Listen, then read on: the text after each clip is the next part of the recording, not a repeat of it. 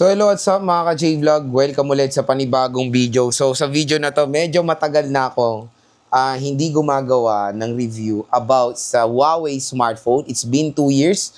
So ngayon, i-review natin our first impression na rin natin ang bagong labas sa Huawei Y73.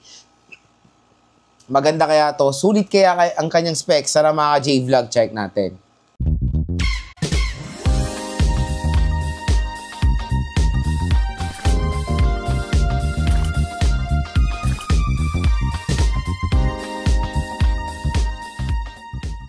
So yan mga ka-J-Vlog, grabe throwback tayo ngayon Ang tagal kong hindi nag-review ng Huawei smartphone.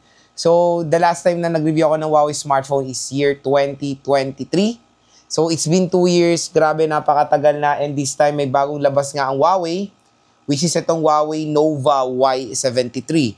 So yun nga, ang kanyang SRP is 9,999 pesos or almost 10,000 pesos with 8GB of RAM and 256GB of internal storage. At kung interested kayo, yung view product na yan, i-click nyo na lang po itong view product na to para ma-redirect kayo sa sobrang mura, bagsak presyo na Huawei Nova Y73. At nandun din yung link niyan sa description box. I-check nyo na lang mga ka-J-Vlog. So yun, nakita ko siya sa online ng Huawei, mura nga siya. Kaya wag na kayo magdalawang isip pa. Diyan na lang kayo bumili sa ating link sa view product para mas maganda yung deal nyo na makuha itong Huawei Nova Y73. Malay natin ma-review, unboxing, game test din natin itong Huawei Nova Y73. Nagde-decide ulit ako, why not? Let's give ulit, i-open natin yung door natin in reviewing Huawei smartphones ulit. Kasi ang tagal na medyo kasi nag-focus ako sa mga ibang Android devices. Kasi parang nalungkot kasi ako sa mga ino-offer ngayon ng recent ng Huawei. Pero ngayon, tingnan natin kung maganda na ba yung ma-offer nila. So, si Huawei Nova Y73 ay merong 6.67 inches. HD Plus 720p resolution. At IPS LCD display. 90Hz screen refresh rate. May magandang part, punch hole display. Medyo nagiging skeptical na ako sa display na ito. Kasi to be honest, mga ka-J-Vlog, syempre, real talk lang tayo. Maraming mga consumers ngayon nag-aabang ng opinion din na mga tulad natin na very well known sa mga specs. Kung sulit ba yung bibili nilang hard-earned money dito sa device na to, doon sa specs. Kasi let's face it, ang dami pong brands ngayon na ang gaganda ng mga specs na ino-offer, tapos sulit yung presyo na ibabayad nyo. Kumbaga, even yung mga well-known brands ngayon, maganda na rin yung mga ino-offer na specs sa ganitong price tag na around 10,000 pesos.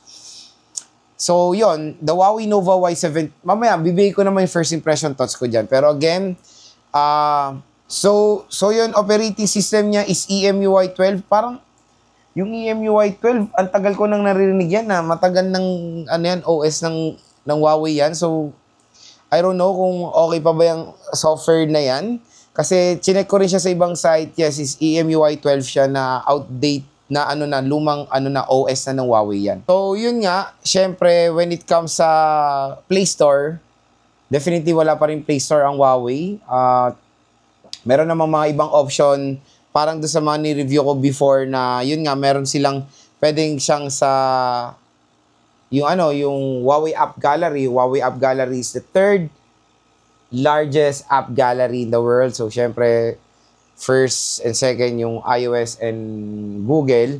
Tapos, App Gallery. Meron ding option dati, naalala ko nung nag-review ako ng mga Huawei smartphone is yung G-Box. So, yan. Let's, magbabalik loob tayo sa Huawei. Mag-review ulit tayo ng mga Huawei smartphones. Mali natin dito tayo magsimula sa Huawei Nova Y73 kung magpa-price drop siya. Kasi dati, nung first impressions ko yung Samsung, yung A16 LTE, hindi ko talaga binili yan. Kasi hindi ganun kasulit yung specs niya sa kanyang presyo. Pero ngayon si Samsung, medyo umaarangkada si Samsung ngayon dahil sobrang price drop ng mga device nila, especially the A16 LTE. Nung pumalo, yung specs niya na bagay dun sa price, binili ko. 5K to 6,000. Yung presyo ng A16 LTE ngayon, binili ko siya. So, let's see.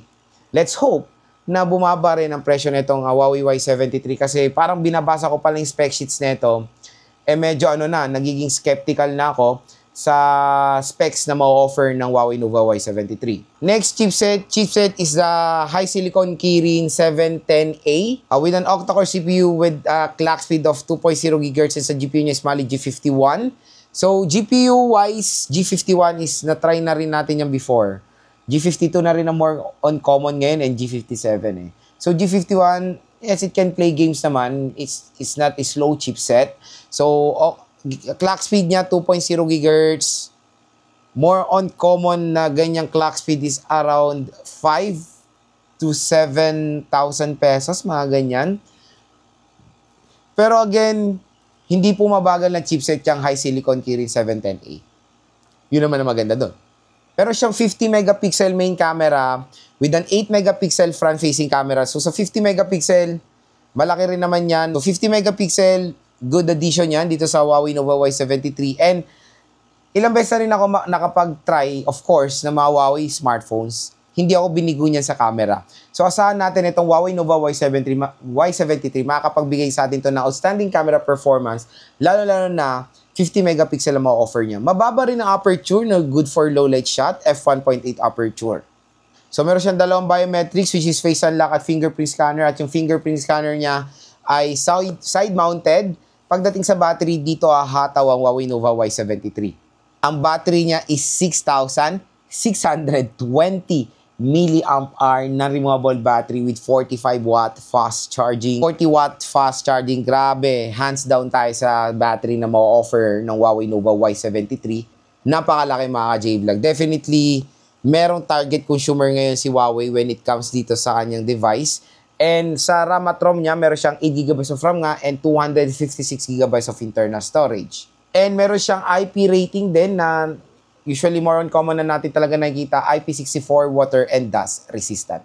And mga J-Vlog, nalaman nyo na yung price specs and of course availability ng Huawei Nova Y73. Kung interested kayo mag-purchase na itong device na to, click nyo na lang to yung view product dito para ma-redirect kayo sa bagsak presyo na Huawei Nova Y73.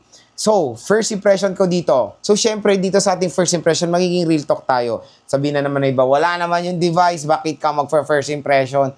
Again, pwede tayo mag-first impression based sa kanyang specifications kasi syempre, very well known or familiar tayo sa mga specifications ng smartphones kasi na-try na natin ng mga specs na ito, karamihan ng Huawei Nova, ng netong smartphone na ito sa mga ibang brands. Stay tuned lang, baka man-box game test din natin itong Huawei Nova Y73. So, usapang display tayo. Display, to be honest mga ka-J-Vlog, ito, to be honest, hindi po bagay ang kanyang display sa kanyang presyo. Almost 10,000 pesos.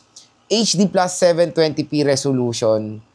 Nakikita natin yan sa mga budget smartphone ngayon. Mga siguro ma-accept natin yan sa below 6,000 pesos. Sige, acceptable yan.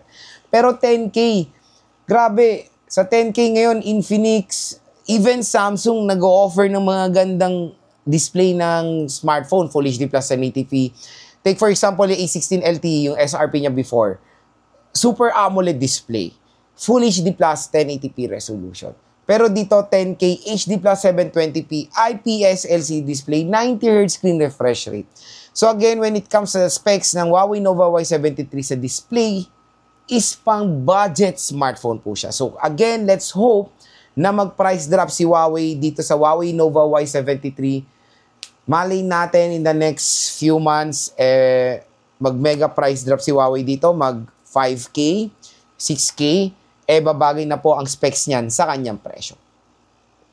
Pero again, sa kanyang SRP ngayon, medyo skeptical tayo sa display na ma-offer ng Huawei Nova Y73. Pero good news, punch hole display naman siya, and malaki rin naman ang screen size niya for me. Next OS, again, to be honest, when it comes to operating system ngayon ng Huawei, talagang medyo complicated talaga siya. I know marami mga consumers ang aayaw sa walang Play Store. Pero let's appreciate na lang Huawei, di ba? Na ginagawa nila lahat ng best nila para makater ang needs ng consumers. Kasi ako nung merong Play Store pa ang Huawei nun, talagang Huawei fan ako eh. Ang talaga ng Huawei sa specs, affordability, sayang lang eh. Sayang yung nandun yung arangkada nila nung 2019 eh. Nung 2020, nawala yung Play Store. Pero ginawa lahat ng Huawei ang best nila para makater ang needs ng consumers even though walang Play Store. Ayan, meron Gbox, may Huawei App Gallery. Marami naman pong way para makapag-download sa Huawei.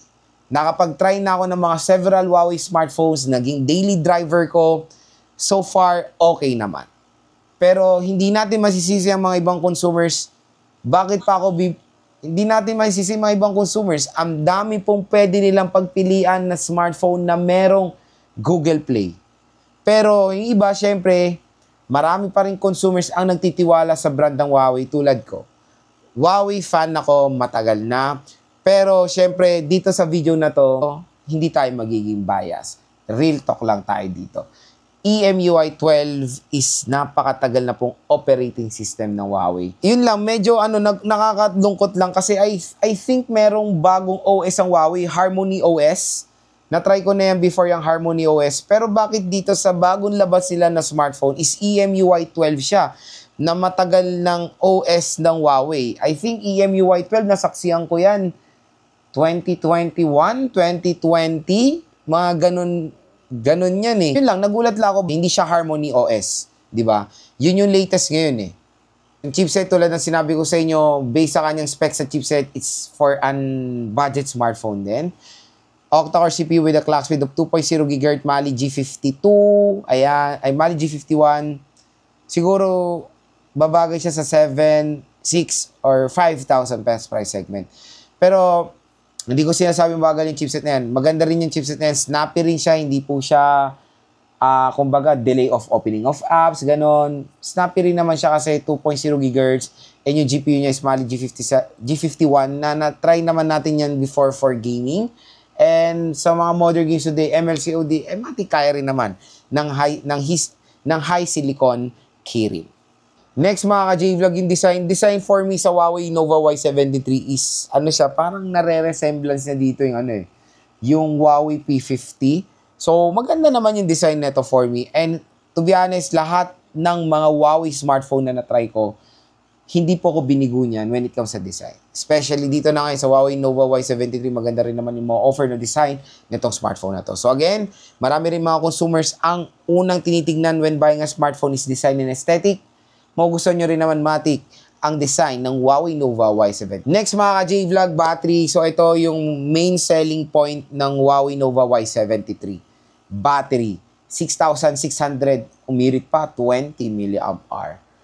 Okay yung kanyang fast charging rate for its price tag, 40 watt fast charging rate. Mabilis din naman yan, pero syempre mas tatagal lang ng konting pag-charge nyo. Compare kasi dati, in less than 1 hour, kaya naman full charge yung battery nyo pag 5K yung battery. Pero dito, 6K. Kaya siguro mga 1 hour, ma-full charge na itong device na ito, which is not bad. 6K battery, ma-full charge mo ng 1 hour, all goods yan. At next din, sa kanyang ingress protection. So, good news na meron siyang ingress protection. 64. So, mataas din naman yan at bagay na bagay sa kanyang price segment. Again, hindi po ito pwede malublob sa tubig ha. Pwede lang siya matalsikan ng tubig with certain pressure. Ang pwede po malublob sa tubig na mga smartphone na merong water resistant is IP67 pataas. At next mga ka-J-Vlog, yung RAM at ROM niya. RAM at ROM is for me reasonable. 8GB and 256 of internal storage is perfect yan sa ganitong presyo ngayon. Kaya wala tayong marereklamo. Meron siyang plenty of RAM at plenty of storage para sa inyo. So yun mga ka-J-Vlog ang ating first impression so far sa Huawei Nova Y73. So kung interested kayo, nandito, view product. I-click nyo na lang yung view product na yan para ma-redirect kayo sa mura at bagsak presyo na Huawei Nova Y73. Abangan nyo na lang po yung full review, game test and unboxing natin dito sa smartphone na to.